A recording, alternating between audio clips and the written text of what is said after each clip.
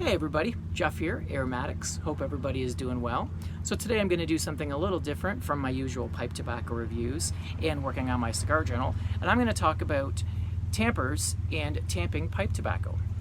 So I don't know about you guys, but when I first started smoking a pipe, I had no idea how to do it at all. I just figured it would be like smoking a cigar, and you just take your pipe, load your tobacco, light it, and away you go. It would just do all the work on its own.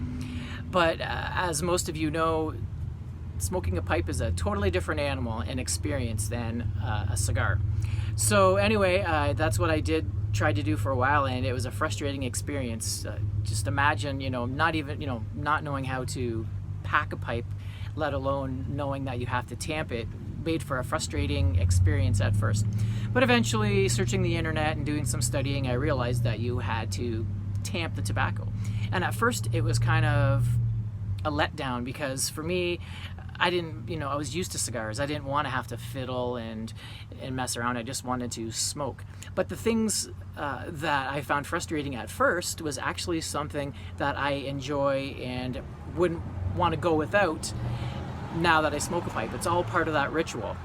How I would explain smoking a pipe and the whole ritual that goes with it is like having your own personal campfire in your hand that you're tending to. There's just something primal about it. There's just something about dealing with fire, like sitting by a campfire. You're manipulating the wood, you're lighting it, you're tending to it, watching it. It's a very zen, very focused, very relaxing type of hobby, type of experience.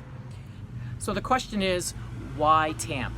Well, as you're burning your tobacco, as it's smoking down, the ash is building up on top. And if you've noticed, a lot of times when you light a tobacco, it expands. It's just what tobacco naturally does, and it fluffs up. And that kind of separates the tobacco from the tobacco underneath. So what you want to do is, as it burns, you have to keep that ash and that expanded tobacco compressed, so it's always touching the tobacco below it, so it can continue burning from the top and work its way down. So when should you tamp? Well, usually when you are smoking your pipe, it's something that you really have to learn on your own. As you're smoking it down, you'll just notice that it's just maybe not burning as well, or there's certain characteristics. Like as you're smoking it, you'll get a certain amount of smoke, and you'll notice it might start to dwindle as the amount of smoke that you're getting, and that would be a great time to check to see if you need to tamp. So all you do is you just want to put enough weight on there to just crush that ash, and that expanded tobacco, which is pretty much the weight of your tamper, should be enough to do that.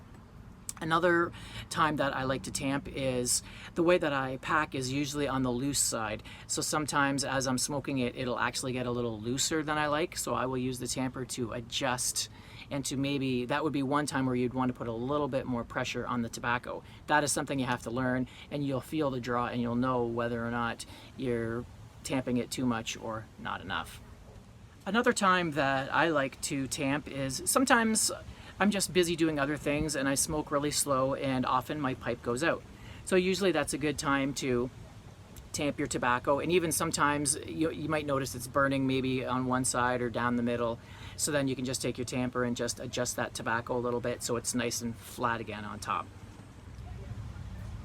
So lastly, a great time to use your tamper is when you're getting to the very dregs, the bottom of your bowl. If you're the type of person that wants to smoke it to the last ember, what you can do is usually you'll have a sharp edge of your tamper, and you can maybe stir your tobacco a little bit, and then you can use your tamper and try to keep the rest of that tobacco closer to your draw hole, and then you can relight and smoke the rest of that tobacco that's left at the bottom. All right, let's look at a few different types of tampers. I have a few with me right here. We'll start off with the simplest and most economical, and that would be either just a basic nail or even a golf tee. So I think pretty much everybody has access to one of these. Does the job. You can tamp your tobacco and even scrape out the dottle that's left when you're done. The most popular is probably the check tool, which I'll show you right here. I don't have one with me, but I kind of have a fancier version right here. It's got the same tools on it as the check tool would have. It's got the tamper on the bottom. It's got the poker right here that you can loosen your tobacco up a little bit if you've packed it too tight, or you want to even make a draft hole to help your tobacco burn better. And last but not least, a spoon or a scraper so you can scrape out that ash when you're done and dump out your bowl. Now, the one I was using earlier is the 8 Deco bamboo tamper. I got some pipe stain on there by accident. And this one's handy because it's got a perforated bottom. So if you waited too long to tamp your pipe, this one, you know, would be better as it won't totally snuff out your fire because it's got those holes to help that oxygen get in there.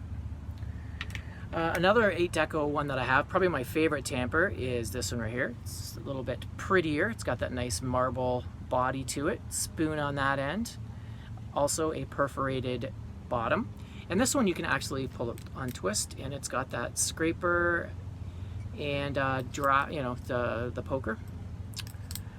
I won this one when I first started on the YTPC in a giveaway. Still have it, still love it. Now, another one of my favorite tampers was made by Mark at Tobacco Pipes International, and this is my cigar tamper. It looks just like a cigar. It's made out of wood. This is the 4 Kicks. I don't know if you can see it. Based off the 4 Kicks. Christina has one as well, and hers is the Rose of Sharon. And last but not least, I have a bullet case. Now this one isn't very fancy, but it's just to give you an idea that a lot of people use these cases and they'll put like a piece of horn or antler in there and use that as a scraper. And that's just one thing nice about the whole pipe hobby, is there's just so much variety. You know, if you're a hunter and you like that kind of the whole hunting thing, you can, you know, this would be pretty cool to you. It's something you can connect with. Whereas, you know, if you want, you know, something really fancy, you can get like a real nice, you know, Dunhill tamper, or there's name brand utilities out there you can get. Just so much variety. So anyway, that's all I have to say about tampers and tamping. Do any of you out there have a really nice tamper that you like? Let me know in the bottom. Is there anything I missed? Anything you'd like to add? You can also add that in the comments as well. So I hope you guys enjoyed my little talk on tamping, and I'll see you on my next video. Till then, Aromatics, sign it out.